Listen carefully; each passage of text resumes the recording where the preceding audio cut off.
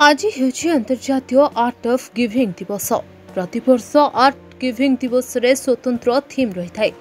चलित वर्षर थीम को नहीं आज विभिन्न स्थान में पालित हेउछि आर्ट ऑफ गिविंग दिवस। सेहिपरि कलाहांडी जिला कोकसरा ब्लॉक किट एवं किस परिवार पक्षर ब्लॉक संयोजक संत कुमार नायकों तत्वावधान में कोकसरा नियंत्रित बजार प्रांगण में किस्र पूर्वतन छात्र तथा अध्यापक भुवनेश्वर दिशारी सभापतित्व में अनुष्ठित समारोह में गरुड़ध्वज माझी मुख्य अतिथि भाव जोगदे। एथिरे किट एवं किस्र छात्र छात्री माने प्रतिष्ठाता डॉक्टर अच्युत सामंत त्याग और संघर्षमय जीवन कहानी को वक्तव्य और संगीत माध्यम उपस्थापन करते।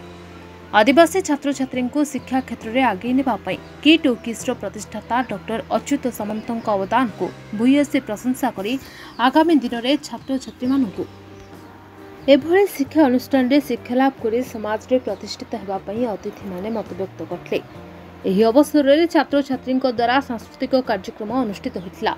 एथिरे अनेक विशिष्ट व्यक्ति विशेषों को सम्मानित करा कार्यक्रम में सुधीर धड़ंगा माझी मंच परिचालना करथिबा बेले ब्लॉक विभिन्न ग्रामरू किट एवं किस्र नूतन पुरातन छात्र छात्री अभिभावक अभिभाविका माने उपस्थित रहते।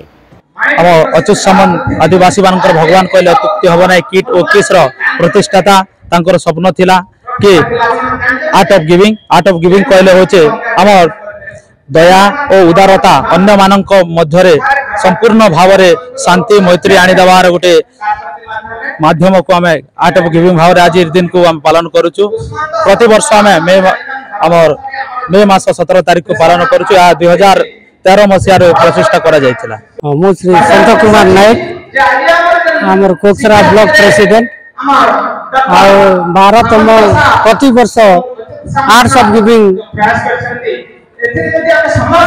मे मास 17 तारीख में हुए। तेणु आम आम कोकसरा ब्लॉक थ्रू डॉक्टर सामंत सार को बहुत बहुत विशेष विशेष कृतज्ञता करूँ एवं नमस्कार। संदेश आर्ट्स ऑफ गिविंग रो माने होची समस्ते आमे ए वर्षर थीम होची जे पड़ोसी लोगों को सहायता करिबा। जदि पड़ोसी लोगों को आमे सहायता करिबा ताले से माने मध्य हमको देखि आगे को जाई परिबे। तेणु मु डॉक्टर सामंत सार को मो तरफ कोटि कोटि नमस्कार। कोकसरारू हिरण्य बेहरा रिपोर्ट हिरांचल लाइव।